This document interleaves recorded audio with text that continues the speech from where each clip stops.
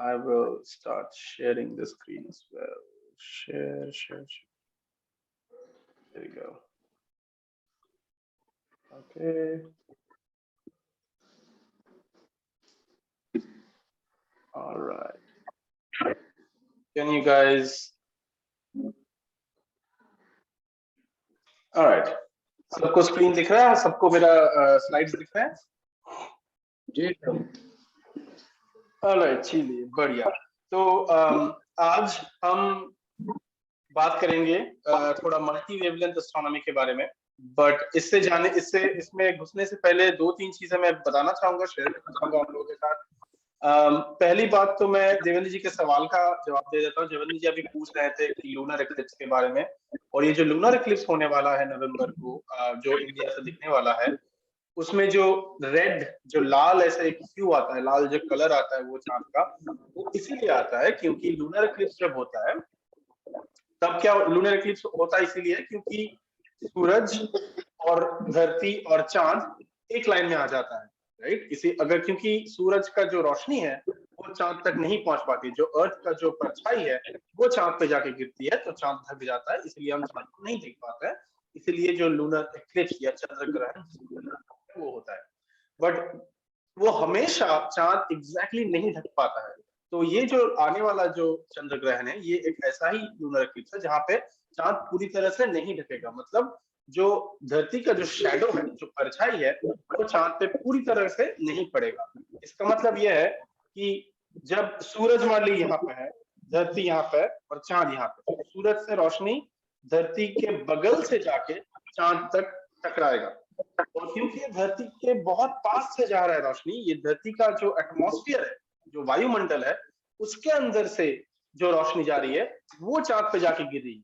बाकी रोशनी ब्लॉक हो जा रही है, बाकी रोशनी चांद तक नहीं पहुंच पा रही है। बस जो रोशनी एकदम धरती के एकदम नजदीक से घिस के एकदम वायुमंडल के अंदर से होके जाके चांद तक पहुंच रहा है, बस उसी रोशनी से, बस उतना सा रोशनी से हम चांद को देख पाएंगे। तो इसीलिए चांद नॉर्मल दिनों के मुकाबले बहुत ही कम ब्राइट होगा, क्योंकि बहुत ही कम रोशनी गिरेगी उस पर, और चांद बहुत लाल दिखेगा क्योंकि जब भी सूरज की रोशनी हमारे वायुमंडल, हमारे एटमॉस्फेयर के थ्रू जब गुजरता है, तब वो जो ब्लू जो रोशनी है वो उसको स्कैटर कर देता है, मतलब वो उसको इधर उधर वो फेंक देता है, मान लीजिए।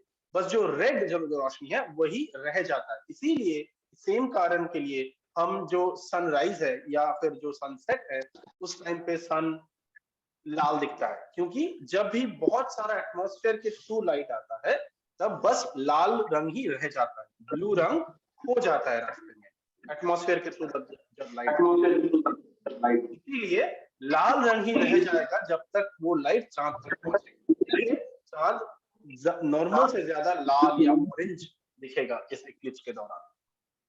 तो ये था देवेंद्र जी के सवाल के थोड़ा सा जवाब। आई होप क्लियर हो गया कभी। और दूसरा एक चीज मैं बताना चाहूंगा और रादर पूछना चाहूंगा, क्योंकि लास्ट हफ्ते हमको ये पूछने का मौका नहीं मिला, खास करके स्टूडेंट्स से पूछने का मौका नहीं मिला कि स्टूडेंट्स आज जितने लोग हैं, आप में से जितने लोग पिछले हफ्ते थे, जो जेफ सर ने जो हमारे साथ जुड़े, हमारे साथ बातें किए, कैनबरा का टेलीस्कोप दिखाया, ऑस्ट्रेलिया का टेलीस्कोप दिखाया, वो आप लोगों को कैसा लगा? मुझे पता है जब जेफ सर थे तब शायद आप लोगों को थोड़ा हिचकिचाहट हुआ हो सकता है। तो मैं आज दोबारा पूछना चाहता हूँ स्टूडेंट्स को खास करके, क्या आप में से कोई बताना चाहेगा लास्ट हफ्ते से क्या चीज आपने सीखा, क्या चीज आपको अच्छा लगा, या फिर कैसा चीज आपको याद है लास्ट हफ्ते से जो कि आप दोबारा देखना चाहोगे, और ये ना कोई भी चीज लास्ट पिछले हफ्ते के बारे में जो आपको बहुत अच्छा लगा हो या फिर आपके लिए बहुत यादगार रहा हो, तो ऐसे कोई बताना चाहेगा? अलका जी के स्कूल से पहले कोई बताना चाहेगा?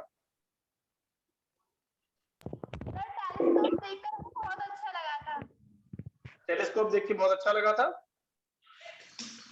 Okay, thank you. और क्या अच्छा लगा?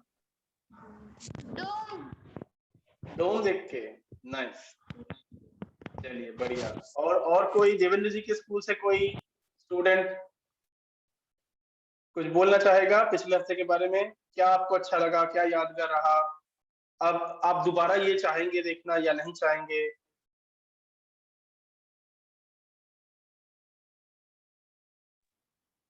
बोलो, सर देखना चाहेंगे। जोर से बोलो। सर देखना चाहेंगे, सर दोबारा देखना चाहेंगे? चलिए बढ़िया है। क्या अच्छा लगा आप लोगों को? क्या अच्छा टेलीस्कोप क्या अच्छा लगा?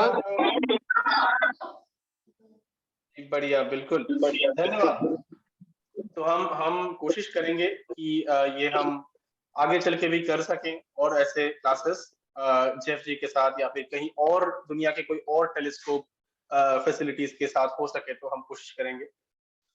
तो चलिए, और मुझे कुछ और कहना था जो मैं अभी भूल रहा हूँ, तो ठीक है हम आगे बढ़ेंगे। तो आप लोगों को मेरा स्लाइड्स दिख रहा है आई थिंक। तो आज हम मल्टी वेवलेंथ एस्ट्रोनॉमी के बारे में बातें करेंगे, बट उससे पहले हमेशा की तरह यही था तीसरा चीज जो मैं मेंशन करना चाहता था। ये आप लोगों को ऑलरेडी पता होगा कि लास्ट वीक आई थिंक 2 हफ्ते या 3 हफ्ते पहले हमने जो पिनहोल कैमरा आपको बनाने के लिए कहा था और ये जो एक्सपेरिमेंट दिखाया था, वीडियो दिखाया था, तो ये देवेंद्र जी के स्कूल के बच्चों ने बहुत ही अच्छे तरीके से किया। शशि जी के स्कूल में भी हमको पता नहीं अब तक या फिर मुझे याद नहीं है शशि जी ने क्या कहा था लास्ट टाइम कि बच्चों ने आप कर पाए कि नहीं कर पाए, बट अगर आप कर पाए तो बहुत ही बढ़िया बात है। आप शेयर कीजिए, आप शशि जी को या फिर और दूसरे टीचर्स को बोलिए कि हमारे साथ वो फोटोज या वीडियो शेयर करें या फिर आप खुद लेके दिखाए अगर आपके पास है। और अगर आप कोई भी कारण की वजह से नहीं कर पाए अब तक, तो देवेंद्र जी जो किए हैं, देवेंद्र जी के स्कूल ने जो किए हैं ये पिनहोल कैमरा, उन्होंने भी बहुत एक अच्छा बढ़िया वीडियो बनाया। वो वीडियो हिंदी में है, हमने जो आपको वीडियो दिखाता है वो अंग्रेजी में था। तो अगर आपको वो समझने में दिक्कत हुई हो तो देवेंद्र जी ने भी एक वीडियो बनाया है सेम चीज के ऊपर और वो हिंदी में है, वो शायद आपको ज्यादा आसानी से समझ में आए। तो अगर आपने अभी तक नहीं किया हो, देवेंद्र जी के वीडियो देखिए। वो लिंक हमने व्हाट्सएप ग्रुप में शेयर कर दिया है। तो आपके जो टीचर्स हैं शशि जी या अलका जी, वो भी अगर व्हाट्सएप ग्रुप में है, उनके पास ऑलरेडी ये लिंक है। तो वो वीडियो मैं आज दोबारा दिखाने वाला नहीं वाला हूँ क्योंकि देवेंद्र जी के स्कूल को ये ऑलरेडी पता है, उन्होंने ये ऑलरेडी बना चुके हैं। पर मैं बस ये कितना कहना चाहूंगा कि ये बहुत ही एक अच्छा एफर्ट है देवेंद्र जी के स्कूल की तरफ से। तो थैंक यू देवेंद्र जी और आपके स्टूडेंट्स को भी। तो यही फोटोज, ये 2-3 फोटोज मैंने यहाँ पे दिखाए और यहाँ पे जो आपने फाइनल जो आंसर निकाला है डायमीटर ऑफ द सन का, वो आंसर निकला है 1358490.5 किलोमीटर। तो अगर अप्रोक्सीमेटली किया जाए, अप्रोक्सीमेटली अगर मैं मानूं तो 1.3 या फिर 1.4 मान लीजिए मिलियन किलोमीटर है। ठीक है, ये आपका जो आंसर निकला है। और एक्चुअल जो आंसर है सन का वो 1.4 और 1.5 मिलियन किलोमीटर के बीच है। तो आप समझ सकते हैं कि आपका आंसर इतना क्लोज है। जो एक्चुअल आंसर है वो 1.4 समथिंग किलोमीटर मिलियन किलोमीटर है और आपका आंसर ऑलरेडी आ चुका है 1.36 मिलियन किलोमीटर। ये एकदम ही बहुत ही सादा, बहुत ही सिंपल सा, एकदम घरेलू इक्विपमेंट से, घरेलू चीजों से हम सन का जो डायमीटर है वो इतना बारीकी से मेजर कर सकते हैं और आपने ये करके दिखाया आपके स्कूल ने। तो यही मैं बस शेयर करना चाहता था। और इसके बाद हम आगे बढ़ेंगे। आई डोंट नो श्वेता जी को भी इस बारे में अगर कुछ कहना हो या फिर कुछ ऐड करना हो तो या please. No, I saw the video. It's beautiful. Thank you. Thank you for sharing that video. That's pretty much what I wanted to say. Yeah, no, exactly. Yeah. Amazing. Thank you Devendra ji again. Nice. ठीक है, चलिए तो हम आगे बढ़ते हैं। तो हमेशा की तरह दो या एक क्वेश्चंस मैंने बनाए थे लास्ट हफ्ते, जो हमने लास्ट वीक जो हम जिस चीज के बारे में हमने बात किया था, black body spectrum. Black body spectrum क्या होता है, वो पीक जहां करता है उसके हिसाब से हमको उसका टेम्परेचर पता चलता है। तो उसी टॉपिक पे एक छोटा सा सवाल है। सवाल यह है कि for black body spectrum how is the temperature and the peak wavelength related. Peak wavelength मतलब जहां पे जो वेवलेंथ पे जो एक्स एक्सिस के वैल्यू में वो चीज सबसे ऊपर जा रहा है, वो है पीक वेवलेंथ। तो ये पीक वेवलेंथ के और टेम्परेचर में क्या रिलेशनशिप है, ये हमने सीखा था, 2 हफ्ते हो गए मुझे पता है, बट खैर देखते हैं अगर आप में से किसी को याद हो। तो ऑप्शंस है temperature decreases, excuse me, temperature decreases with when peak wavelength increases, या फिर temperature decreases when peak wavelength decreases, मतलब दोनों साथ में घटते हैं, या फिर थर्ड ऑप्शन है temperature and peak wavelength has no dependence. तो आपको क्या लगता है, किसी कोई आंसर देना चाहेगा? ये 3 ऑप्शन है, इसमें कौन सा ऑप्शन करेक्ट है? ये पीक वेवलेंथ जब कम होता है या बढ़ता है तो वो जो ऑब्जेक्ट का टेम्परेचर जो है, जो हमको पता चलता है उससे, वो घटेगा या बढ़ेगा? वेवलेंथ अगर सर थर्ड वाला मतलब टेम्परेचर और पीक वेवलेंथ का कोई लेना देना नहीं है, राइट? यही, अच्छा, तो ये आपका आंसर है थर्ड वाला। कोई और कोई आंसर देना चाहेगा?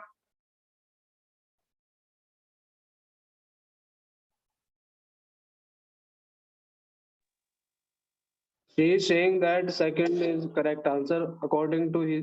According to her second is correct answer, मतलब जब पीक वेवलेंथ घट जाएगा तो टेम्परेचर भी घट जाएगा, यही यही कहना चाह रहे हैं आप? खुशबू क्लास 6। खुशबू आप यही कहना चाह रहे हैं कि जब वेवलेंथ, पीक वेवलेंथ जब घट जाएगा तब टेम्परेचर भी घट जाएगा, यही कहना चाह रहे हैं आप? ओके, किसी और को कोई कुछ और ऐड करना या फिर कुछ और आंसर देना, या फिर ये सेम आंसर देना है किसी को? नहीं, बस ये 2 आंसर है। चलिए ठीक है, देखते हैं लास्ट सही आंसर क्या है। सही आंसर एक्चुअली पहला वाला है, राइट? जैसे कि हमने बात किया था 2 हफ्ते पहले कि जब ये टेम्परेचर बढ़ता है तो पीक वेवलेंथ जो है वो घट जाता है, और ये जब टेम्परेचर कम होता है चीज का, वो जो मान लीजिए एक स्टार को देख रहे हैं हम, टेम्परेचर जो स्टार का अगर टेम्परेचर कम होता है तो ये जो स्पेक्ट्रम देख रहे हैं उसका जो पीक है वो छोटा होता जाता है और राइट साइड दाएं तरफ जाना जाता है, मतलब वेवलेंथ उसका बढ़ता है। बात देखिए यहाँ पे जो 4000 केल्विन, केल्विन एक टेम्परेचर का यूनिट है, 4000 केल्विन अगर टेम्परेचर है तो उसका स्पेक्ट्रम ऐसे है, उसका जो पीक है वो बहुत ही राइट साइड की तरफ चला गया। उससे अगर गर्म ज्यादा है 5000 केल्विन तो उसका पीक लेफ्ट तरफ आ गया, मतलब कम वेवलेंथ की तरफ आ गया। और ये सबसे ज्यादा यहाँ पे जो है 7000 केल्विन पे जो जब वो है 7000 उसका जब टेम्परेचर है, मतलब सबसे ज्यादा टेम्परेचर यहाँ पे, तो उसका जो वेवलेंथ है पीक सबसे पहले कर रहा है, वो सबसे लेफ्ट में कर रहा है।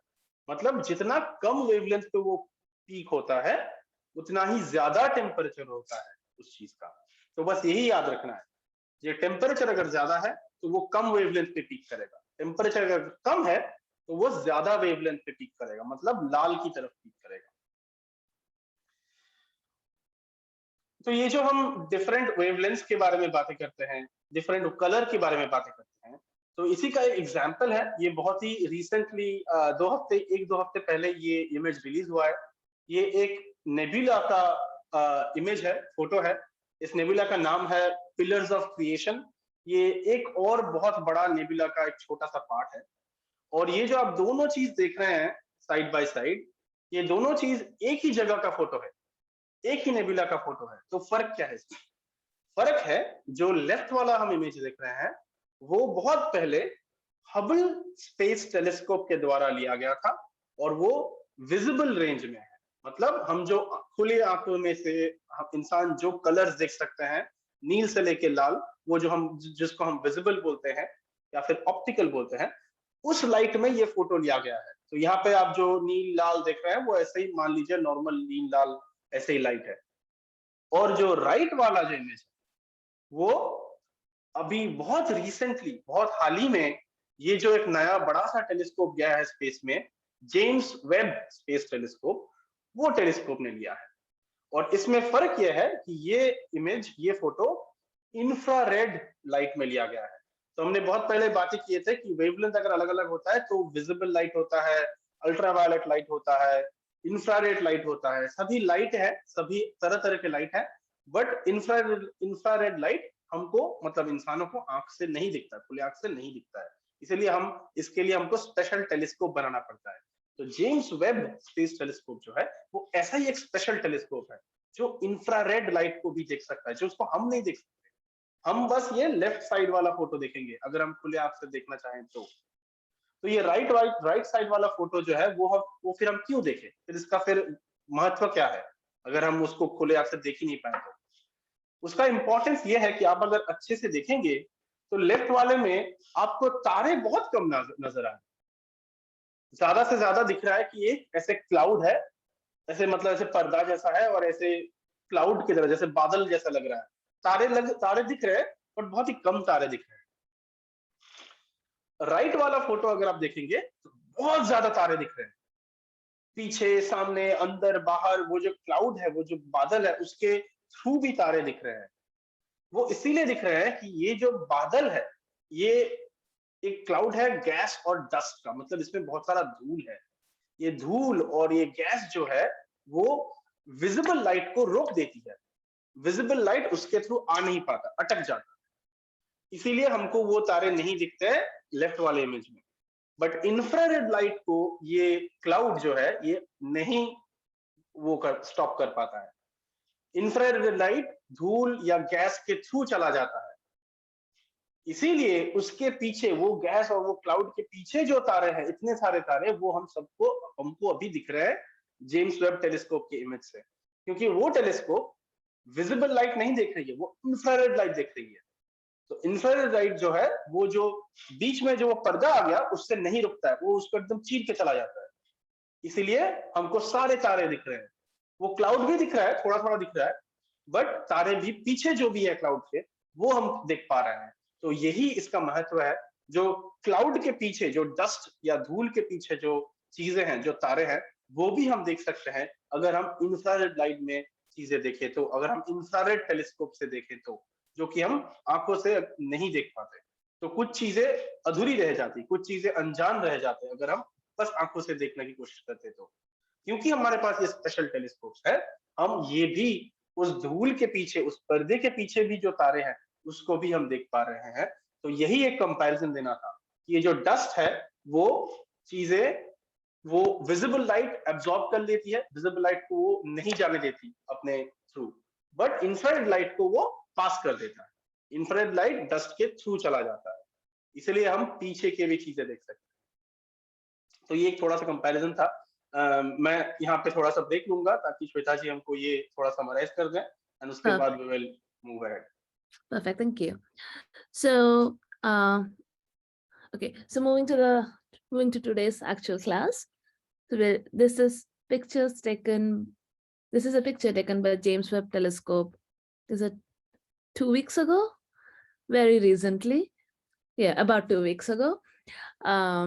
So on the left, you have the picture of the same nebula. We call this the Pillar of Creation. It's a very beautiful looking nebula that you'll see in, I don't know, it's like the wallpaper nebula for most of us. So that was the picture that we had taken from Hubble, which takes the picture in the visible wavelength. And on the right, you have the newer picture taken by James Webb Telescope in infrared. You can see that apart from the fact that James Webb is like sort of the state-of-art telescope and is a very, very good telescope, it also really helped for this particular nebula to be photographed in infrared. If you look at the left and if you look at the right, you would see that there's a lot more stars, lot more details that you can see when you look at the pictures taken by the James Webb Telescope for this one. That's because it's a nebula, so by definition, it's a very gas-rich environment, and infrared light can see through the dust. So because dust itself will emit at a higher wavelength. So what you see is, you see like finer structures, you see the stars, and it's even more clearer when you look at infrared compared to the visible. The visible generally gets scattered away. Sometimes it gets absorbed, but mostly it gets scattered away. So that's kind of the difference where you can see the use of taking the same image in different wavelengths, because you get finer details that one may not be able to capture. So I Yeah, you can go to the next slide. Thank you Shweta. तो ये जो हम अभी बात कर रहे थे कि इंफ्रारेड टेलीस्कोप है, इंफ्रारेड होता है, ऑप्टिकल होता है, विजिबल होता है, तो इसका भी थोड़ा सा समरी हम यहाँ पे देना चाहते हैं कि ऑप्टिकल एस्ट्रोनॉमी जो है, ऑप्टिकल एस्ट्रोनॉमी मतलब विजिबल, मतलब जो हम आंख से देख सकते हैं वो वाला लाइट है। वो वाला लाइट का जो एस्ट्रोनॉमी होता है, जो ऑब्जर्वेशन होता है, तो वो हम कैसे कैसे कर सकते हैं। एक तो हम बड़े से बड़ा मिरर या लेंस यूज कर सकते हैं, जिसके बात हम किए थे ऑलरेडी 2-3 हफ्ते पहले। और हम ज्यादा देर तक एक्सपोजर कर सकते हैं, मतलब वही वो जो बकेट वाला बारिश और पानी बाल्टी, वही सेम चीज। जितना बड़ा बाल्टी होगा उतना मुझे बारिश का पानी मिलेगा, मतलब जितना बड़ा मेरा टेलीस्कोप होगा उतना ज्यादा मुझे लाइट मिलेगा। और जितना देर तक मैं वो बाल्टी वहां पे रखूंगा उतना ज्यादा पानी इकट्ठा होगा। मतलब जितना देर तक मैं टेलीस्कोप का जो मिरर है, जो एक्सपोजर है, वो जितना देर तक खुला रखूंगा शटर, उतना ज्यादा लाइट मुझे मिलेगा, तो उतना ही मुझे शार्प इमेज मिलेगा। तो ये दोनों बहुत ही इंपॉर्टेंट चीज है जिसके बारे में हम ऑलरेडी बात कर चुके हैं। तो अभी क्या है, अभी जो वर्ल्ड का सबसे जो अपकमिंग आने वाला जो टेलीस्कोप्स है इस फील्ड में, ऑप्टिकल के फील्ड में, उसमें एक है वेरी लार्ज टेलीस्कोप बोल के, VLT, जो चिले में बनने वाला है या फिर बन रहा है। और एक है वेरी लार्ज टेलीस्कोप, उसको extremely European extremely large telescope भी कहा जाता है, EELT। तो ये भी एक टेलीस्कोप आने वाला है। और अमेरिकन भी एक बनाने वाला है 30 मीटर टेलीस्कोप बोल के। और एक और टेलीस्कोप आने वाला है लार्ज सिनॉप्टिक सर्वे टेलीस्कोप, LSST बोल के। तो ऐसे बहुत सारे बहुत बड़े बड़े टेलीस्कोप्स बन रहे हैं, अभी आने वाले हैं। मतलब अभी वो उन पे काम चल रहा है। वो पूरा ऑपरेशनल, पूरा फंक्शनल होते होते अभी से मान लीजिए 5, 7, 10 साल लग जाएंगे। उसके बाद उस टेलीस्कोप से, वो नए टेलीस्कोप से, इतने बड़े टेलीस्कोप से रिसर्च चालू होगा। तो अब से अगर मान लीजिए 10 साल भी पकड़ ले, तो आप में से, आप स्टूडेंट्स में से कई लोग तब अगर आशा करते हैं कि एस्ट्रोनॉमी पढ़ रहे होंगे या फिर रिसर्च कर रहे होंगे या फिर कॉलेज में होंगे, यूनिवर्सिटी में होंगे, तो तब तक ये जो अभी अभी नए नए टेलीस्कोप बन रहे हैं या फिर बनने वाले हैं, ये एकदम परफेक्ट टाइमिंग है। जब तक आप लोग जब तक उस स्टेज पे जाएंगे, अगर आप इस फील्ड में होंगे तब भी, अगर आप होना चाहेंगे, तो इसका पूरा फायदा उठा सकते हैं। इससे आप ऑब्जर्व कर सकते हैं, डेटा कलेक्ट कर सकते हैं। और ये जो टेलीस्कोप्स आने वाले हैं, ये अभी तक के जो टेलीस्कोप्स थे, जैसे छोटे छोटे टेलीस्कोप्स थे, वैसे बिल्कुल भी नहीं है। ये बहुत ही बड़े बड़े टेलीस्कोप्स होने वाले हैं। मतलब इसका जो एक टेलीस्कोप का जो साइज है, वो आपके मान लीजिए पूरा स्कूल बिल्डिंग का जो साइज है उसके बराबर होगा। या फिर पूरा मान लीजिए कोई एक अच्छा सा अस्पताल बिल्डिंग जितना बड़ा होता है, उतना बड़ा होगा ये एक एक टेलीस्कोप का जो स्ट्रक्चर है। तो ये बहुत ही नए और बहुत ही एडवांस्ड इंस्ट्रूमेंट्स, टेलीस्कोप बन रहे हैं, जो कि आज से 5 से 10 साल बाद ऑपरेशनल होंगे, काम करेंगे, और फिर हमको और भी अच्छे अच्छे इमेजेस और भी अच्छे अच्छे डेटा मिलेगा इनसे। You wanna summarize that, Shweta, quickly? Yes, absolutely. So now we are talking about optical astronomy. In fact, this is true for most of EM astronomy.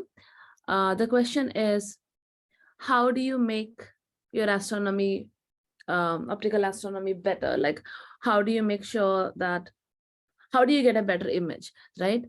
So there are two key components to it. One is we increase the size of the lens. So larger the surface of the lens that we have, more light enters into the instrument. So more light you can capture from the object, so you will see a clearer image, right? So a very key component is, it's really like bigger the telescopes, better the image. So this is a very sort of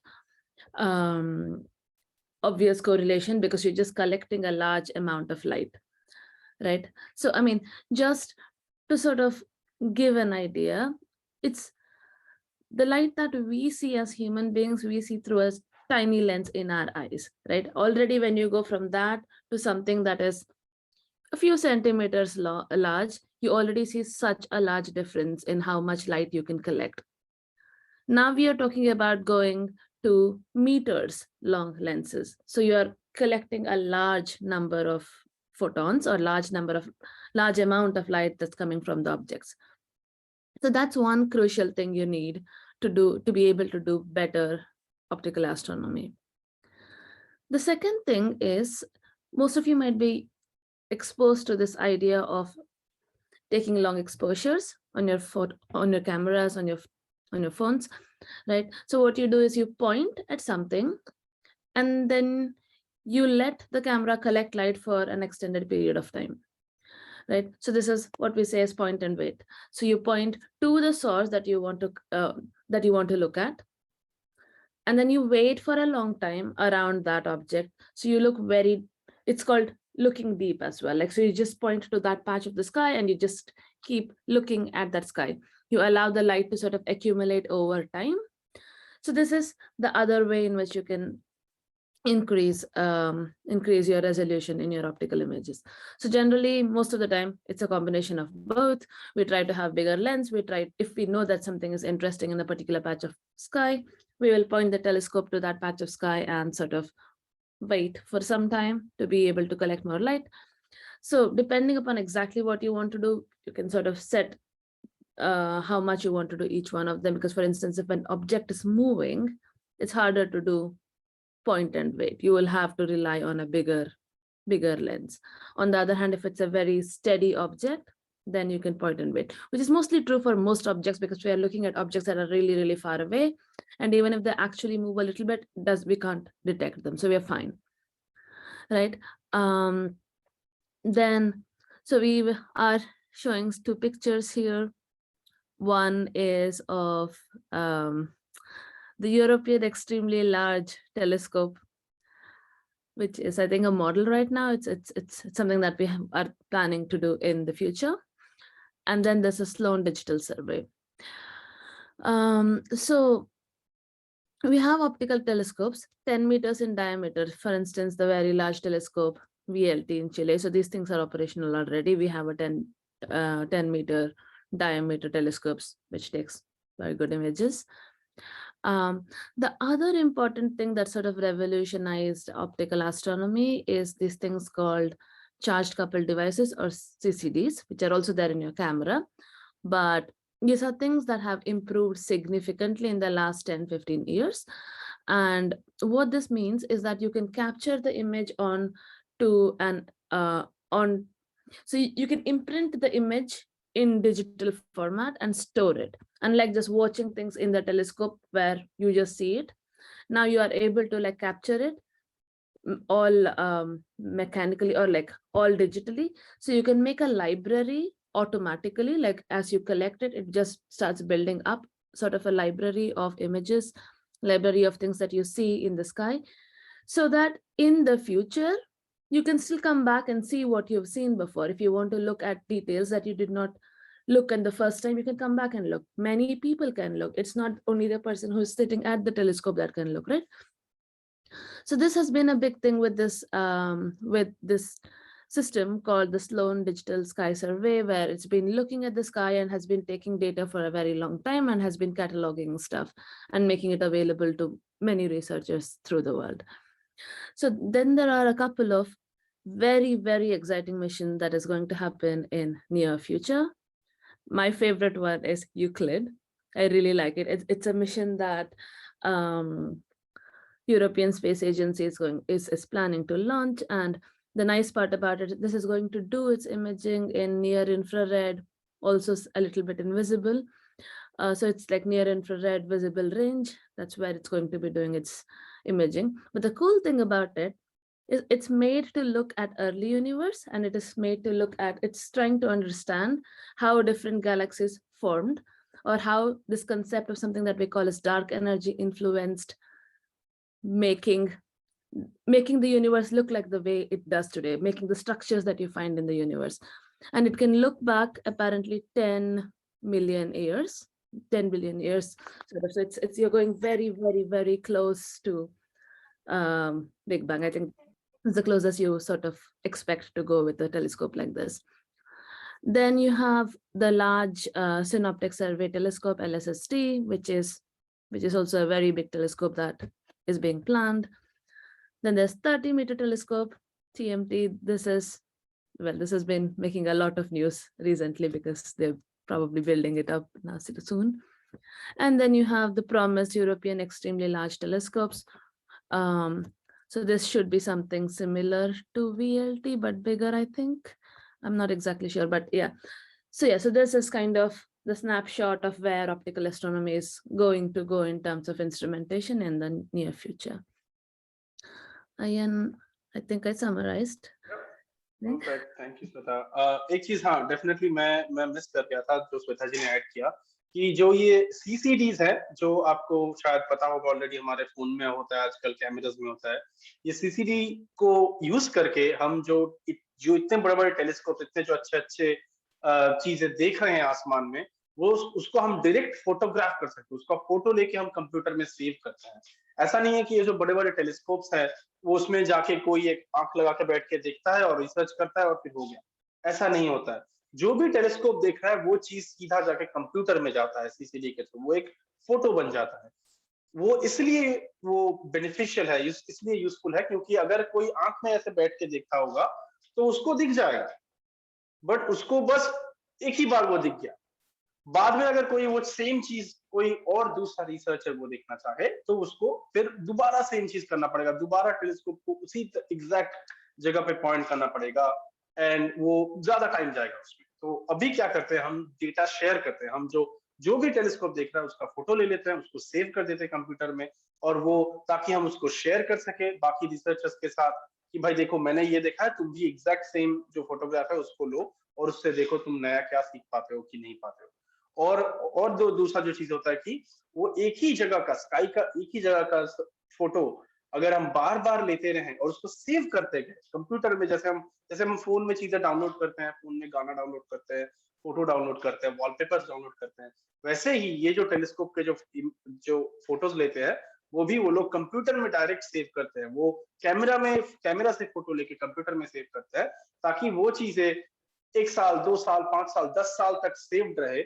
ये 10 साल बाद भी आके मैं देख सकता हूँ कि 10 साल पहले स्काई का जो ये जगह ऐसे दिखता था, आज 10 साल बाद वो जगह अलग दिखता है क्या या फिर सेम दिखता है? अगर अलग दिखता है तो क्यों अलग दिखता है? यही सर सवाल का जवाब मिल सकता है अगर हम डेटा सेव करके रखें। तो उसके लिए हमको चाहिए अच्छा कंप्यूटर और अच्छा कैमरा और अच्छा CCD। तो इसीलिए CCD बड़ी काम की चीज है जो अभी रिसेंटली लास्ट कुछ डिकेड्स में, लास्ट कुछ दशक में ये यूज में आया है। चलिए, तो ये रहा मल्टी वेवलेंथ एस्ट्रोनॉमी। तो मल्टी वेवलेंथ एस्ट्रोनॉमी के जो मुख्य एक भाग है उसको वो है स्पेक्ट्रम। स्पेक्ट्रम के बारे में हम थोड़ा सा बात किए थे 2 हफ्ते पहले, ब्लैक बॉडी स्पेक्ट्रम के बारे में बात किए थे। अभी हम थोड़ा और डिटेल में जाएंगे। स्पेक्ट्रम क्यों होता है, क्यों बनता है, कैसे बनता है, उसका मतलब उसमें एमिशन, एब्जॉर्प्शन, ये सब चीजें जैसे जो होते हैं वो एग्जैक्टली क्यों होता है वो हम समझेंगे। ये आप लोगों के लिए इम्पोर्टेंट है इस सेशन के लिए क्योंकि इसके एंड में अभी से 2 हफ्ते में हम आप लोगों को जो होमवर्क देने वाले, जो मिनी प्रोजेक्ट देने वाले हैं वो स्पेक्ट्रम के ऊपर होगा। उसको अगर आप करना चाहेंगे सही से, इसके लिए आपको ये सब चीजें समझना बहुत जरूरी है जो हम अभी इस हफ्ते और अगले हफ्ते कवर करने वाले हैं। तो ये इम्पोर्टेंट रहने वाला है। तो स्पेक्ट्रम क्या होता है, ठीक है, हमको थोड़ा बहुत आइडिया है कि हम जब व्हाइट लाइट प्रिज्म के थ्रू जब जाता है तो वो इंद्रधनुष बन जाता है। वो अपना जो हर कलर है वो कलर में डिस्ट्रीब्यूट हो जाता है और डिस्ट्रीब्यूट हो जाने के बाद वो कुछ ऐसा दिखता है, एकदम violet, blue, green, yellow, orange, red, ऐसा विबजियोर जो बोलते हैं हम अंग्रेजी में, वैसा बन जाता है। तो यही स्पेक्ट्रम है, एकदम सीधी भाषा में, आसान भाषा में कहें तो। सफेद लाइट जिसके अंदर बहुत सारे कलर्स है, वो अगर कोई प्रिज्म के थ्रू जाता है तो वो बहुत सारे लाइट जो उसका है वो अपना जो उसके अंदर, सफेद लाइट के अंदर जितने भी सारे कलर थे, जितने भी सारे रंग थे, वो सारे रंग बाहर आ जाते हैं। और जब भी हम रंग की बात करते हैं, कलर की बात करते हैं, तब बहुत ही इंपॉर्टेंट है याद रखना कि हर एक कलर मतलब एक वेवलेंथ। वेवलेंथ जब हम बोलते हैं और कलर जब हम बोलते हैं वो एक ही चीज है, एस्ट्रोनॉमी के लिए वो एक ही चीज है। अगर मैं बोलता हूं कि बड़ा वेवलेंथ या फिर लार्जर वेवलेंथ, इसका मतलब है लाल कलर, रेड। अगर हम बोलते हैं कि छोटा वेवलेंथ, उसका मतलब है ब्लू कलर। लेफ्ट की तरफ इसमें। तो कलर और वेवलेंथ सेम ही चीज है, एक दूसरे का वो अलग मतलब सेम ही है, बस हम एक दूसरे तरीके से इसको समझते हैं। हम आसान भाषा में ऐसे रोज के जिंदगी की भाषा में हम बोलते हैं colour, blue colour, red colour, yellow colour, और एस्ट्रोनॉमी में हम उसको बोलते हैं वेवलेंथ। ब्लू को एस्ट्रोनॉमर्स बोलते हैं 400 नैनोमीटर्स, रेड को हम बोलेंगे 700 नैनोमीटर्स, येलो को बोलेंगे 500-600 नैनोमीटर्स। तो सेम ही चीज वेवलेंथ और कलर एक ही चीज है। तो ये बहुत ही इंपॉर्टेंट है, ध्यान में रखना, ठीक है। तो स्पेक्ट्रम जब बन जाता है, एकदम ब्लू से लेके रेड तक स्पेक्ट्रम बन गया, मतलब हमको एक इंद्रधनुष जैसा मिल गया। उसको हम जैसे हम देखे थे पहले, उसको हम अगर एक ग्राफ में प्लॉट करें तो कोई भी वेवलेंथ पे उसका जो स्ट्रेंथ है वो ऊपर या नीचे हो सकता है, ठीक है। तो वो ऊपर नीचे क्यों होता है उसको एमिशन या एब्जॉर्प्शन बोलते हैं, वही हम स्टडी करेंगे। जैसे मान लीजिए इसमें जो आप देख रहे हैं एकदम राइट साइड बॉटम में, एकदम दाएं तरफ एकदम नीचे जो स्पेक्ट्रम दिख रहा है उसमें इंद्रधनुष दिख रहा है, ब्लू दिख रहा है और रेड भी दिख रहा है, बट बीच बीच में काला ऐसे लाइंस दिख रहे हैं, काले काले ब्लैक लाइंस, राइट। तो वो लाइंस क्या है, वो लाइंस इसीलिए बन रहे हैं कि उसमें उस जगह में उस वेवलेंथ में जो लाइट होना था, होना चाहिए था, वो लाइट गायब है, वो लाइट नहीं है, इसीलिए वो काला बन गया, इसीलिए वो डार्क हो गया। जहां पे ब्लू होना चाहिए था वहां पे एक जगह पे ब्लू मिसिंग है, वो कलर मिसिंग है। सिमिलरली जहां एक रेड में एक बड़ा सा काला एक लाइन है, वो जो रेड कलर है वो मिसिंग है, मतलब उस वेवलेंथ को एब्जॉर्ब कर लिया गया, वो वेवलेंथ टेलीस्कोप तक आ नहीं पाया। जो भी था बीच में, जो भी गैस था, स्टार था, जो भी था, जो भी देख रहे हैं हम, उसमें उस चीज ने, उस ऑब्जेक्ट ने उस वेवलेंथ को एब्जॉर्ब कर लिया, इसीलिए हम उसको एब्जॉर्प्शन लाइंस बोलते हैं। तो ये क्यों होता है, ये सब चीजें यही हम पता करेंगे, बट ये मैं थोड़ा लुक जाता हूं ताकि श्वेता जी थोड़ा समराइज कर दे। Okay, perfect. So now we are talking about what a spectrum is. Spectrum is literally the range of different wavelengths that you can see that is contained in a white light. The way you see a visible spectrum is like you pass white light through a prism, and you see that it will break out into the different components. So you see the rainbow coming, you pass the white light on one side of the prism, you will see it breaking out into the rainbow colors on the other side. So this range of colors that you see is what is called as the spectrum, right? The most important thing to note about spectrum is that colors map directly to wavelengths or frequencies. So when we say that I see blue light, I mean that I see a particular frequency, a particular wavelength of the light that corresponds to it being blue. Similarly, when I say red, I mean it corresponds to the frequency or wavelength that corresponds to the red light. So essentially there's a mapping between the color and the wavelength, right? And then in this particular picture, what you're looking at is you're looking at the spectrum with some black lines in between. So this is what we call as an absorption spectrum. So what has happened here is that there is something in between where light of a particular frequency is getting absorbed. Very particular sets of frequencies. Here, when you see in the last picture on the slide, you see very thick bands of black, and these are the places where hydrogen transitions, right? So there is gas in between. So you're seeing an object through a bunch of dust and gas, which has a lot of hydrogen. What's happening is this particular lines, frequencies are getting absorbed by them. So when you look at it through an optical telescope, for instance, you see that these lines, these particular frequencies or wavelengths are missing. And this is sort of the signature that we try to look for when we want to look for a particular, say, an element in a particular system of astrophysical system. So this is what a spectrum is. And you can take it over, Ayan, from here. Thank you. तो अभी हम देखेंगे कि spectrum कई तरह के होते हैं, 2-3 तरह के होते हैं प्राइमरीली। तो वो क्या क्या तरह होते हैं, क्या क्या तरह के स्पेक्ट्रम्स होते हैं और वो स्पेक्ट्रम कैसे बनते हैं वो हम देखेंगे। बट इससे पहले एक्चुअली मैं पूछना चाहूंगा स्टूडेंट से या फिर टीचर से कि आप लोग अभी तक क्लास में एटॉम्स, इलेक्ट्रॉन्स ये सब पढ़े हो, ये सब कवर किए हो? इलेक्ट्रॉन, एटम के अंदर जो इलेक्ट्रॉन होता है वो कैसे चलता है, वो सब कवर किया हुआ है देवेंद्र जी? जी क्या हुआ सर? ओके, तो उनको इलेक्ट्रॉन ट्रांजिशंस के बारे में पता होगा? एनर्जी लेवल, इलेक्ट्रॉन का energy level, high low energy level, ये पता होगा कि ऑलरेडी? हाँ सर, थोड़ा बहुत पता है क्योंकि इनके कोर्स में इतना ज्यादा नहीं है, लेकिन हाँ थोड़ा बहुत पता है। इनको पता होगा, सृष्टि है, इनको पता होगा। वैसे हमारे स्टूडेंट को इतना है कि एनर्जी लेवल होता है सभी इलेक्ट्रॉन में अलग अलग, लेकिन कितना होता है वो नेक्स्ट क्लासेज में है। बस बस बस, थैंक यू, बस इतना ही मुझे जानना था ताकि मैं उस हिसाब से बोल पाऊँ। थैंक यू देवेंद्र जी। हाँ, तो ठीक है, जैसे कि हम बोल रहे थे कि स्पेक्ट्रम मान लीजिए 3 तरह के होते हैं, ठीक है? एक होता है कंटिन्यूअम स्पेक्ट्रम। कंटिन्यूअम स्पेक्ट्रम हम तभी बोलते हैं जब हम एक स्टार को, तो इसमें हम देख रहे हैं कि एक स्टार है, मान लीजिए जैसे कि हमारा सन है, सन भी एक स्टार है।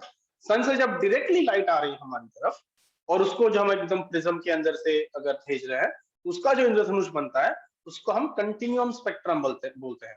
मतलब उसमें सारे वेवलेंथ, उसको अगर हम उसका ब्राइटनेस और वेवलेंथ का जो प्लॉट है, वो चार्ट बनाए, तो उसमें हम देखेंगे कि पूरा कंटिन्यूअस है। इसी को हम ब्लैक बॉडी स्पेक्ट्रम भी बोलते हैं, जैसे कि हम 2 हफ्ते पहले बातें किए थे कि वो कंटिन्यूअस होता है, उसमें ऐसे ऊपर नीचे कुछ नहीं होता, एकदम पूरा स्मूथ ब्लैक बॉडी स्पेक्ट्रम होता है कि भाई ये स्टार है, ये स्टार का टेम्परेचर है, टेम्परेचर जितना होगा स्टार के उस हिसाब से वो एक ऐसे स्पेक्ट्रम होगा, कहीं पे उसका पीक होगा और दोनों साइड उसका कम होगा, बट वो कंटिन्यूअस होता है, तो उसी को हम बोलते हैं कंटिन्यूअम।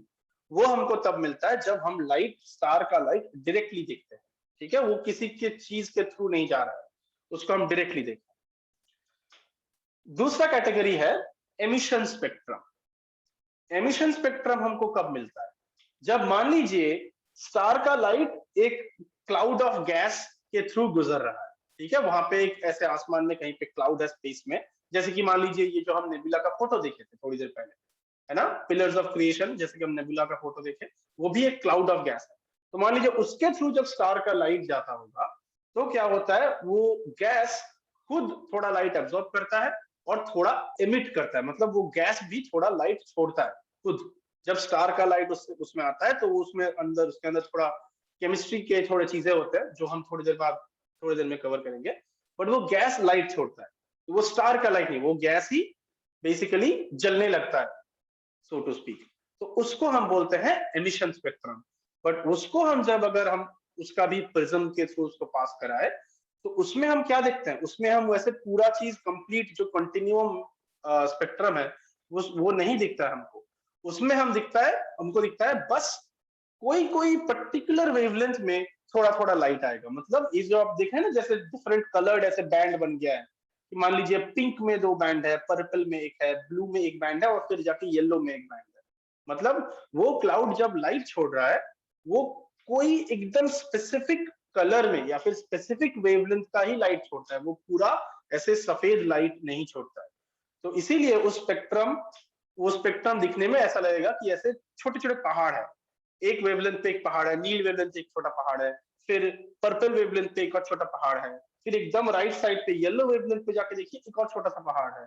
तो उसको हम बोलते हैं एमिशन लाइंस, या फिर स्पेक्ट्रम को बोलते हैं एमिशन स्पेक्ट्रम। यहाँ पे हमको पूरा चीज नहीं दिखता है, हमको बस कुछ फिक्स्ड स्पेसिफिक वेवलेंथ पे लाइट नजर आती है, क्योंकि ये जो क्लाउड है ये बस उसी वेवलेंथ पे लाइट छोड़ता है, ये सारे वेवलेंथ पे लाइट नहीं छोड़ता है। तो ये क्लाउड के तरफ अगर हम टेलीस्कोप पॉइंट करें और स्पेक्ट्रम ले तो हमको ऐसे दिखेगा। और एक लास्ट कैटेगरी है जिसको हम बोलते हैं एब्जॉर्प्शन स्पेक्ट्रम। वो कैसे मिलता है? वो मिलता है कि मान लीजिए क्लाउड के थ्रू जब लाइट चला गया तो क्लाउड क्योंकि थोड़ा लाइट एब्जॉर्ब कर गया, बाकी का लाइट अगर हम देखें तो इसमें जो राइट साइड में जो एरो है, मान लीजिए हम वहां पे टेलीस्कोप लगाए कि स्टार है, फिर क्लाउड है, फिर स्टार का जो लाइट है वो क्लाउड के थ्रू होके हम तक आ रहा है। अगर ऐसा हो तो वो जो क्लाउड है वो बीच में कुछ कुछ लाइट एब्जॉर्ब कर ले, और वो लाइट जो एब्जॉर्ब करता है वो बिल्कुल अगेन बहुत ही स्पेसिफिक कलर में एब्जॉर्ब करता है, वो ऐसे ही रैंडम सफेद लाइट का थोड़ा पोर्शन एब्जॉर्ब नहीं करता है, वो कुछ ही कलर्स में एब्जॉर्ब करता है। तो इसीलिए यहाँ पे भी आप देखिए जो कंटिन्यूम जो स्पेक्ट्रम था, जो डायरेक्टली अगर हम स्टार को देखते तो हमको पूरा कंटिन्यूम स्पेक्ट्रम मिलता है, बट क्योंकि अभी जो लाइट है वो क्लाउड के थ्रू होके आ रहा है, क्लाउड के अंदर होके आ रहा है, कुछ कुछ लाइट क्लाउड अपने पास रख ले रहा है, ऐसे आप समझ सकते हैं। कुछ कुछ लाइट, कुछ कुछ वेवलेंथ वो क्लाउड चुरा गया, वो खा गया, इसलिए हमको जो मिल रहा है हमको वो कंटिन्यूम मिलेगा, बट उसके अंदर हमको ऐसे ऐसे कुएं जैसे ऐसे डिप मिलेगा उसी वेवलेंथ पे, क्योंकि मतलब उस लाइट का वेवलेंथ, उस वेवलेंथ का जो लाइट है वो खो गया, वो अभी है नहीं, वो क्लाउड एब्जॉर्ब कर गया। इसीलिए यहाँ पे वो जो जहां पे क्लाउड ने एमिट किया था, क्लाउड ने जहां जहां पे लाइट छोड़ा था, वो लाइट वो वहां से एब्जॉर्ब कर गया। तो इसीलिए आप देख सकते हैं इस एग्जाम्पल में वो जो पर्पल में दो ऐसे डिप है, ब्लू में एक डिप है और येलो कलर में जाके एक और डिप है। ये जो डिप्स में बोल रहा हूं, मतलब जो टोटल लाइट था उसमें कोई स्पेसिफिक वेवलेंथ में, कोई एकदम पर्टिकुलर कुछ कलर में वो लाइट क्लाउड एब्जॉर्ब कर गया, तो वो हमको अब नहीं मिल रहा है, वो हम तक अभी नहीं पहुंच रहा है वो लाइट। इसीलिए उस जगह में हमको ये जो डिप है, ये जो नीचे जाता है ग्राफ, इसीलिए नीचे जाता है क्योंकि वहां का लाइट नहीं मिल रहा है हमको, या फिर कम मिल रहा है। तो इसी को हम बोलते हैं अब्जॉर्प्शन स्पेक्ट्रम। मतलब एक कंटिन्यूम है जहां पे टोटल लाइट था, बट वहां से कुछ कुछ लाइट, कुछ कुछ कलर जो बीच में जो क्लाउड्स आते हैं, गैस आता है, डस्ट आता है, वो खा गए, इसीलिए बाकी जो रहता है उसको हम एब्जॉर्प्शन स्पेक्ट्रम बोलते हैं। तो ये तीन तरीके के स्पेक्ट्रम है, कंटिन्यूम, एमिशन और एब्जॉर्प्शन। कंटिन्यूम होता है जब हम स्टार को डायरेक्टली देख पाते हैं, जैसे कि हम जब सन को डायरेक्टली देखते हैं, सन और हमारे बीच में कोई क्लाउड नहीं है। एमिशन होता है जब हम कुछ क्लाउड्स को अलग से देखते हैं, बट वो क्लाउड जिसके अंदर से कोई स्टार लाइट गुजर रहा हो, या फिर स्टार का लाइट वो क्लाउड में आके गिर रहा हो, उसको तब हमको एमिशन स्पेक्ट्रम मिलता है। और जब स्टार के थ्रू होके, क्लाउड के थ्रू होके जो स्टार लाइट जाता है, वो लाइट अगर हम कैच करें, वो लाइट अगर हम स्टडी करें, तो फिर हमको एब्जॉर्प्शन स्पेक्ट्रम मिलेगा। ये तीन तरीके के स्पेक्ट्रम होते हैं। तो मैं यहाँ पे थोड़ा सा अगेन ब्रेक लूंगा ताकि श्वेता जी हमको थोड़ा सा इंग्लिश में समराइज करें। Perfect. Just keep this slide. This is good for me. So here we are talking about three kinds of spectrum. So when a hot body like a star emits light, it generally emits it in a continuum. This is what we call as the black body spectrum, and we've talked about it in the last 2 classes ago. Right. So what happens is you have a spectrum which is continuous, which is why we call it as continuum spectrum. And it's continuous in the wavelength, and it will peak at a particular frequency or particular wavelength that corresponds to the temperature of that object. Now, as this light passes through a medium, it interacts, say for instance, in this case, with a cloud of gas. Right, depending on what this cloud of gas is made up of, what happens is certain specific wavelengths of what has been emitted by this star or this continuous source emission gets absorbed by this gas, right? And it will emit. So now this cloud of gas will emit at exactly certain wavelengths. So this is what we call as emission spectra. So if you were looking at the cloud of gas emitting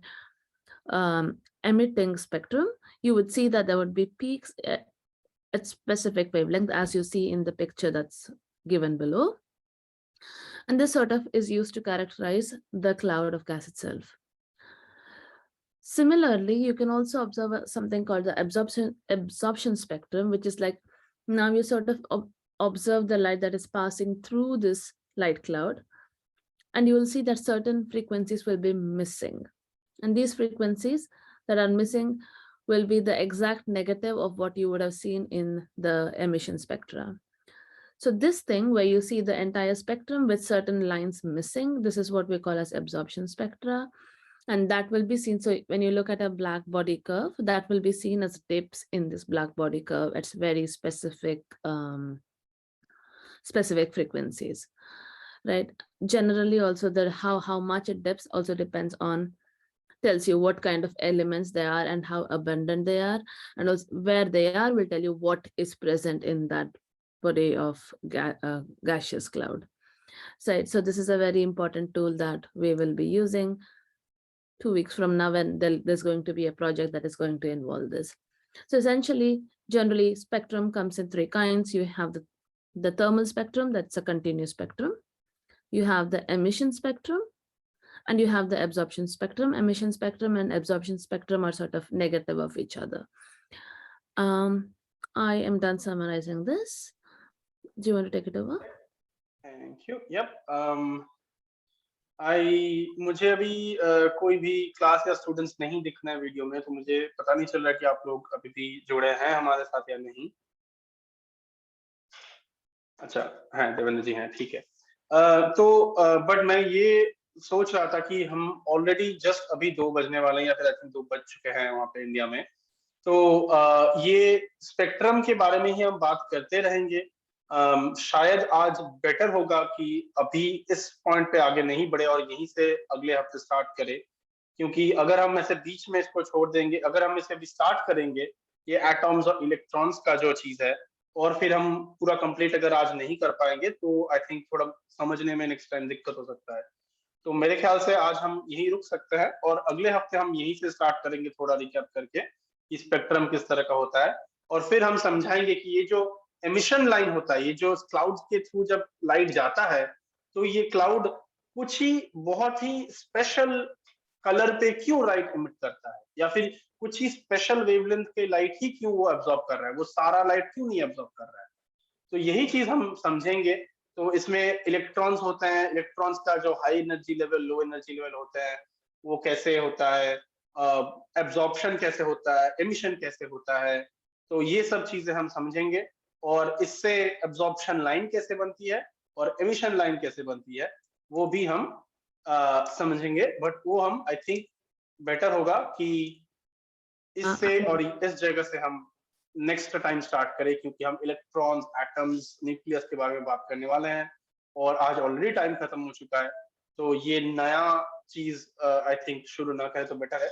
इससे better I think would be कि आज हम जितना तक बात किए, अभी हम स्पेक्ट्रम के बारे में, या फिर शुरू में हम मल्टी वेवलेंथ एस्ट्रोनॉमी के बारे में भी बात कर रहे थे, हम नेबुला के इमेज भी दिखाएं, तो पूरा चीज लेके आज के जो क्लास है या फिर पहले कोई भी क्लास के बारे में किसी के मन में कोई सवाल है, किसी को कुछ पूछना है हमसे अभी, या फिर कोई कुछ शेयर करना है, कोई भी सवाल हो, कुछ डाउट हो, तो अब हम वो कर सकते हैं आगे बढ़ने के बजाय।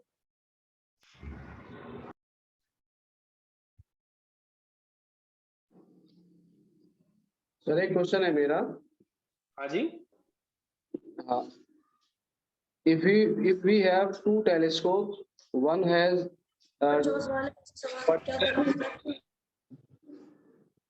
जी जयंत जी बोलिए। one has the aperture of 10 inch and the second telescope has the aperture of 12 inch, but 10 inch telescope has the focal length 2000 mm, and the second one which is 12 inch aperture has the focal length 1500 mm. So which will be better telescope for observe the deep sky and planets as well? हाँ जी, very good question Devendra जी की। तो ये सवाल जो है, आपके पास 2 telescope है, उनके एपर्चर्स अलग अलग है, मतलब उनके साइज अलग अलग है और उनके फोकल लेंथ भी अलग अलग है। तो सवाल आपका है कि कौन सा टेलीस्कोप बेटर रहेगा, तो जवाब डिपेंड करता है कि आप ये कौन से टेलीस्कोप से क्या एक्जैक्टली करना चाहते हैं, उसके ऊपर डिपेंड करेगा कि कौन सा टेलीस्कोप बेटर होगा। मान लीजिए दोनों चीज अलग अलग चीजें हमको देती है। जो बड़ा टेलीस्कोप है वो हमको ज्यादा लाइट देगा, मतलब वो दूर के चीज देखने में मदद करेगा। बट जिसका फोकल लेंथ कम है उसका मैग्नीफाइंग पावर ज्यादा होगा, मतलब वो ज्यादा जूम इन होगा, वो ज्यादा बड़ी चीज नहीं दिख पाएगा, वो बहुत ही जूम इन होगा। तो जिसका फोकल लेंथ ज्यादा है उसका मैग्निफिकेशन पावर, उसका बहुत ज्यादा छोटा फील्ड ऑफ व्यू होगा। तो ये डिपेंड करता है कि आप क्या करना चाह रहे हैं। तो मान लीजिए आप अगर चांद को देखना चाहते हैं, मान लीजिए तो चांद क्योंकि नजदीक है तो इसके लिए हमको ज्यादा मैग्निफिकेशन पावर की जरूरत नहीं। तो क्योंकि हमको ज्यादा मैग्निफिकेशन पावर की जरूरत नहीं है, इसीलिए हम जो वाइड एंगल लेंस बोलते हैं हम वो ले सकते हैं, क्योंकि चांद बड़ा है, थोड़ा सा पॉइंट तो नहीं है, बड़ा है। बड़े चीज के लिए कम फोकल लेंथ वाला आईपीस चाहिए, कम फोकल लेंथ वाला टेलीस्कोप, चाहे वो छोटा एपर्चर हो या बड़ा एपर्चर। चांद बहुत ही ब्राइट है, उसके लिए हम एपर्चर का फर्क नहीं। बट मान लीजिए आपको अभी बहुत दूर का कुछ देखना है, तो दूर का चीज अगर आपको देखना है तो आपको बहुत ज्यादा जूम चाहिए, मतलब कम फोकल लेंथ वाला जो टेलीस्कोप है वो यूज करना है, क्योंकि उस पे आप जूम कर सकते हैं फिर ज्यादा। बट आपने जो एग्जांपल बोला उसमें जिसमें आपको कम फोकल लेंथ है उसमें आपका एपर्चर भी कम है, राइट? नहीं सर, अपर्चर तो ये थोड़ा अनफॉर्चुनेट बात है, क्योंकि जिसमें आपको कम फोकल लेंथ है उस पे आपको जूम ज्यादा मिलेगा, बट जूम ज्यादा मिलना है। हाँ जी बोलिए। मेरा क्वेश्चन ये है कि अपर्चर 10 इंची है, फोकल लेंथ 2000 mm है, यानी अपर्चर कम है, फोकल लेंथ ज्यादा है। और दूसरा है अपर्चर ज्यादा है, फोकल लेंथ कम है थोड़ा। हाँ, तो जैसे कि मैंने बोला नजदीक के ऑब्जेक्ट्स के लिए, मतलब मून या प्लैनेट्स के लिए आप कोई भी यूज कर सकते हैं। इनफैक्ट मैं कहूंगा जिसमें फोकल लेंथ ज्यादा है वो वाला यूज कीजिए, जो नजदीक की चीजें हैं। जो दूर की चीजें हैं उसके लिए जो फोकल लेंथ कम है उसको यूज करना बेटर होगा। उसको फोकल लेंथ कम मतलब उसका जूम ज्यादा होगा, वो मैग्नीफाई ज्यादा करेगा, मतलब दूर की चीज बड़ा करके दिखाएगा। बट उसका एपर्चर कम है, ये थोड़ी अनफॉर्चुनेट बात है, क्योंकि उसका एपर्चर भी अगर ज्यादा होता तो अच्छा रहता, तो आपको ब्राइट भी ज्यादा मिलता। तो आपको ये डिसाइड करना है कि आपको जूम ज्यादा चाहिए या ब्राइट ज्यादा चाहिए। दोनों चीजों में दो अलग अलग चीज होता है। एपर्चर से ब्राइटनेस डिसाइड होता है, जितना बड़ा एपर्चर होगा आपको इमेज उतना ब्राइट दिखेगा, और जितना आपका फोकल लेंथ कम होगा उतना आपको जूम मिलेगा इमेज में। तो ये अब डिपेंड करता है आप क्या देखने चाह रहे हैं। आप नेबुला देखना चाह रहे हैं, स्टार देखना चाह रहे हैं, मून देखना चाह रहे हैं, प्लैनेट देखना चाह रहे हैं, क्या देखना चाह रहे हैं, उस पर डिपेंड करके आपको ये चॉइस करना पड़ेगा। बट ये याद रखिएगा, एपर्चर जब बड़ा हो रहा है आपका जो फोटो है, जो इमेज है वो ब्राइट होगा, उसका जूम नहीं चेंज होता, वो बस ब्राइट ज्यादा हो रहा है, वो शार्प ज्यादा हो रहा है। बट अगर आप फोकल लेंथ कम करेंगे तो आपका जूम ज्यादा हो रहा है, वो ब्राइट ज्यादा नहीं हो रहा है बट वो मैग्नीफाई ज्यादा कर रहा है। तो बाकी आपको डिसाइड करना है कि आप कौन सा चीज करना पसंद करेंगे। आप ज्यादा magnified but come bright image देखना पसंद करेंगे, या फिर मैग्नीफाइड नहीं बट बहुत ब्राइट चाहिए। तो डिपेंड करता है आपको। ये बहुत अच्छा क्वेश्चन था, थैंक यू। और किसी के पास, कोई स्टूडेंट्स के पास कोई क्वेश्चन है आज, जो हमने जिस चीज के बारे में बातें की है, किसी को कुछ समझ में नहीं आया हो, या फिर पहले क्लास में से कोई भी क्वेश्चन हो, कोई भी जनरल क्वेश्चन एस्ट्रोनॉमी के बारे में, कोई भी सवाल तो होगा। Thank you. कोई सवाल नहीं है किसी के मन में? सबको सब समझ में आ गया? मैं अभी क्वेश्चन पूछूं तो आप सब आंसर दे पाओगे?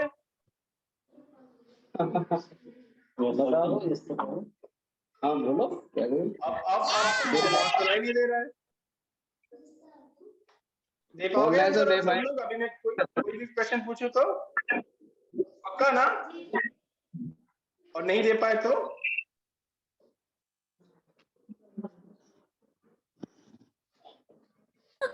अलका जी के स्कूल के स्टूडेंट्स क्या बोल रहे हैं? सुनाई नहीं दे रहा, आप लोग म्यूट थे, फिर से बोलिए।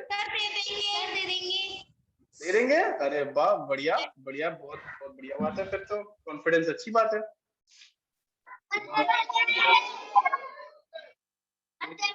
दे देंगे? अरे बिल्कुल ठीक है, अगले हफ्ते देखेंगे। अगले हफ्ते जब क्वेश्चन रहेगा, देखिए आज का क्वेश्चन आप में से कोई भी सही जवाब नहीं दे पाया वैसे तो, ठीक है। अगले हफ्ते जो क्वेश्चन रहेगा वो आशा करते हैं कि आप सही जवाब दे पाएंगे। अगर आपका आज का क्लास आपको समझ में आया हो सच में, तो आप अगले हफ्ते क्वेश्चन जरूर आंसर दे पाएंगे, ये मुझे भी उम्मीद है। बट हाँ, कभी भी अगर कोई सवाल हो अभी पूछ सकते हैं, बाद में अगर आप पूछें तो आपके टीचर्स को पता है कैसे हम हमारे साथ संपर्क कर सकते हैं, वो हम तक पहुंचा सकते हैं सवाल। तो कभी भी कोई सवाल हो, कोई भी चीज कम क्लियर लगे या डाउट हो, डेफिनेटली पूछ लिया कीजिए, क्योंकि अगर कुछ चीज अभी आप समझ नहीं पाए और अगर हम आगे बढ़ गए नेक्स्ट जो 1-2 हफ्ते में हम जो असाइनमेंट देने वाले हैं, तब आपको शायद दिक्कत हो अगर अब अभी कुछ छूट गया तो इसलिए मैं बार बार से कह रहा हूँ, कोई भी चीज आपको पूरी तरह समझ में अगर नहीं आया तो या तो अभी पूछ लीजिए या फिर अगले हफ्ते क्लास के दौरान पूछ लीजिए, या फिर क्लास के बाद आप अपने टीचर्स को अलग से पूछ सकते हैं। और आपके जो टीचर्स हैं, देवेंद्र जी, शशि जी, या फिर जो भी बाकी टीचर्स हैं, वो हमारे साथ वो व्हाट्सएप ग्रुप में है, वो हमको आपका सवाल हम तक पहुंचा देंगे और हम जवाब डेफिनेटली दे देंगे। तो सवाल पूछने में बिल्कुल मत हेजिटेट करना, बिल्कुल झिझकना मत। Yeah, absolutely. ठीक है, Shweta, do you want to add any last words for today, or या फिर anyone else wanted to share anything last words before we end our session?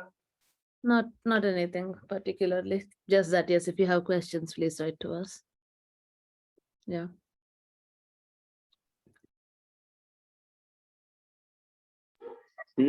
Sir हमारे यहाँ पे स्टूडेंट्स ने भी ये बनाए हैं ये सन का डायमीटर। जी बिल्कुल, वही तो, इसी का तो फोटोज वीडियोस हमने देखा, हमको बहुत अच्छा लगा, इसीलिए मैंने हमारे स्लाइड में भी डाला ताकि सब देख पाए। सन का जो डायमीटर आपने निकाला वो बहुत आंसर जो भी है, आंसर भी बहुत ही क्लोज है एक्चुअल आंसर से, तो वो बहुत ही बढ़िया लगा हमको और बहुत ही बढ़िया किया आप सब। सबने बहुत अच्छा किया।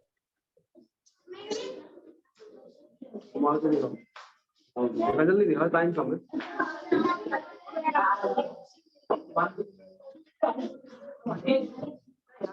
अरे वाह,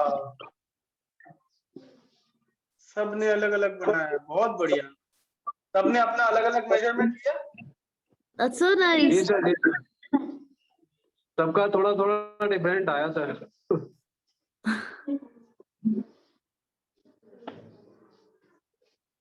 सबका थोड़ा थोड़ा डिफरेंट आना बहुत नॉर्मल है, हम साइंटिस्ट के बीच में भी आंसर हमारा सबका थोड़ा थोड़ा डिफरेंट ही आता है। यही रिसर्च है, इसी को हम बाद में जाके हम इसका एनालिसिस करते हैं कि क्यों डिफरेंट है, इसका वेरिएशन क्या है, क्यों है, वो भी इम्पोर्टेंट है। तो सबका आंसर डिफरेंट आना आपकी जरूरी चीज है। Thank you sir, thank you. But very well.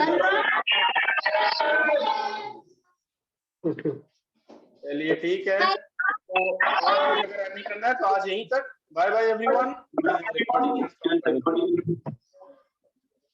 मैं पहले स्क्रीन शेयरिंग स्टॉप करता हूँ, जो कि मुझे यहाँ पे।